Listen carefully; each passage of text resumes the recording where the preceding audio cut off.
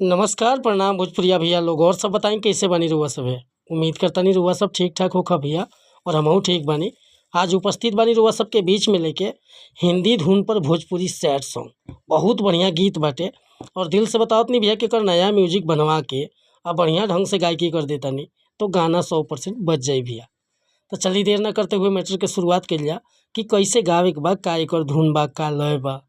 लेकिन video start करे से पहले भैया एगो बात बतावल चाहब कि रुआ अगर नया सिंगर बानी सिंगिंग में इंटरेस्ट बा, अच्छा मैटर के तलाश में बानी, बढ़िया गीत नइखे मिलत, सही तुकबंदी नइखे मिलत, मन पसंद के मीटर नइखे मिलत, तो भैया अगर हमरा चैनल पर आ गइल बानी तो एकदम निश्चिंत रही, निराश भइला के जरूरत नइखे। रउआ जैसन भी मीटर चाहत होखब लिखवावे के बड़े भैया, बिल्कुल उचित चार्ज पर रउआ के फर्स्ट क्लास के गीत मिल जाई। कोनो भी प्रकार के मीटर, काहे कि भैया हम हर तरह के गीत लिखेनी, हिंदी में भी, भोजपुरी में भी, ट्रैक पर भी और नया सॉन्ग भी। तो कोनो प्रकार के गीत रुआ लिखवावे के बा तो बिल्कुल उचित चार्ज लगी। अब मीटर रुआ मन पसंद के मिली। डिस्क्रिप्शन में हमारा नंबर पर रुआ फ़ोन चाहे व्हाट्सअप कर सकतानी। चैनल पर पहली बार आए लोग भैया तो चैनल के सब्सक्राइब कर ले, बेल आइकन प्रेस कर ले, ताकि हर रोज़ रुआ नए नए मीटर सुने के, देखे के और गावे के मिलत रही भैया।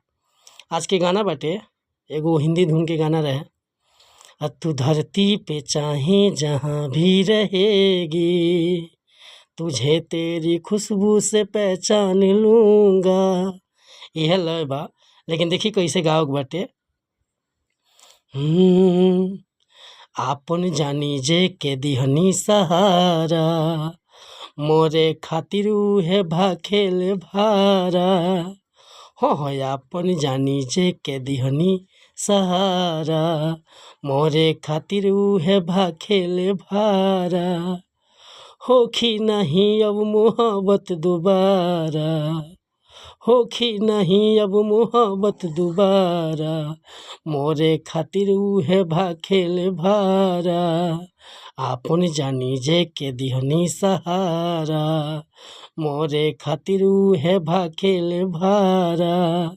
होखी नहीं अब मोहब्बत दोबारा, होखी नहीं अब मोहब्बत दोबारा, मोरे खातिर उहे भाखेल भारा। तो भैया ये मुखड़ा लेकर हुआ सबके बीच में उपस्थित रहनी है। अगर हमरा गाँव में कोनो त्रुटि भली हुई तो क्षमा चाहतनी। रउआ एक रिकॉर्डिंग ऊपर से गा सकतानी। अगर मीटर पसंद बा, फुल गीत लिखवावे के बा, तो बेहिचक हमरा व्हाट्सअप पर संपर्क कर सकतानी।